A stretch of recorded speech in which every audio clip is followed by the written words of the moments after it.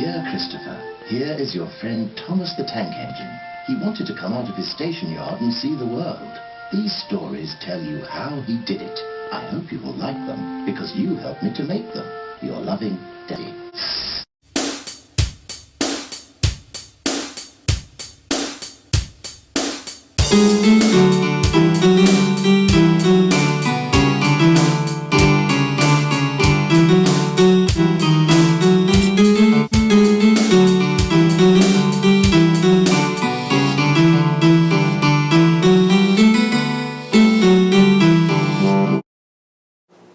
One morning, Gordon was resting in a siding, enjoying himself, when all of a sudden he heard a puff and a chuff. It was Thomas the Tank Engine. He pulled up with two very nice-looking coaches. "I say, Thomas," Gordon said, "are those coaches for me?" "Not for you, Gordon," Thomas laughed. "They're for a very special visitor." But Gordon wasn't listening. Oh, yes. Gordon, you know that these really aren't for you." "Okay then, see you later, Thomas." "Okay, bye, Gordon." And Thomas puffed away. "If you won't let me have those coaches, I'll get them for myself," Gordon said. He really wanted some new fancy coaches. Gordon saw the coaches in a siding and puffed up immediately. "These will be my coaches soon. But how am I going to get away with it?" He looked left and then right and quickly coupled up to the coaches so no one would see. "Hoop, hoop," he whistled. "Off I go. Hoorah, hoorah," he cheered.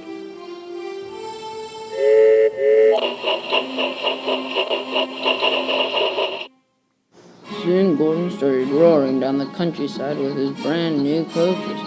"Hoop, hoop, hoop, hoop," he whistled. Look at me. All the engines looked at him with awe, but they didn't know that those weren't Gordon's coaches, but they were actually the brand new engine's coaches. There was a new engine named Alex, and he saw a different engine rushing past with his coaches, and he was really cross. "After them!" he yelled, and puffed away as quickly as he could after Gordon and his coaches. Soon Alex was racing down the track, trying to find Gordon. "Hoop, hoop," Gordon said. He saw Alex. "Oh, I better rush quickly. This little one's just trying to take my coaches." "Come back, those are mine." "I know," Gordon replied. "We'll take this siding." But Alex thought the same thing, and they were both on the same track. They both applied their brakes. But by then, they touched buffer to buffer, and it was too late. They smashed into each other, and Alex came right behind Gordon. And with a crash and a bash, trucks flew everywhere, and Gordon fell right over.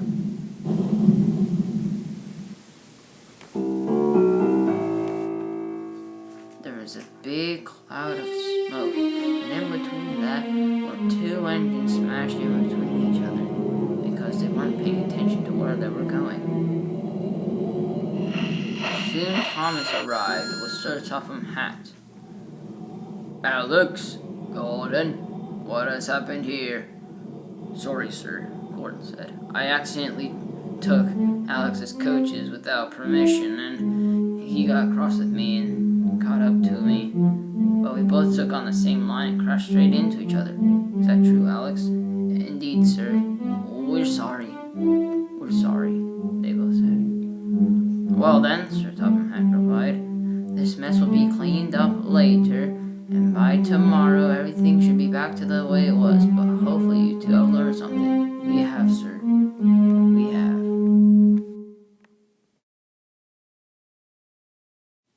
The next day, Alex and Gordon were talking to each other and getting to know each other well. Gordon explained everything, and Alex understood fine. "They are old coaches," he said, "and we're trying to renovate them." Gordon understood everything, and Alex did too. "I'm sorry, Alex." "It's okay," Alex replied. From that day on, Gordon knew never to take things without others' permission.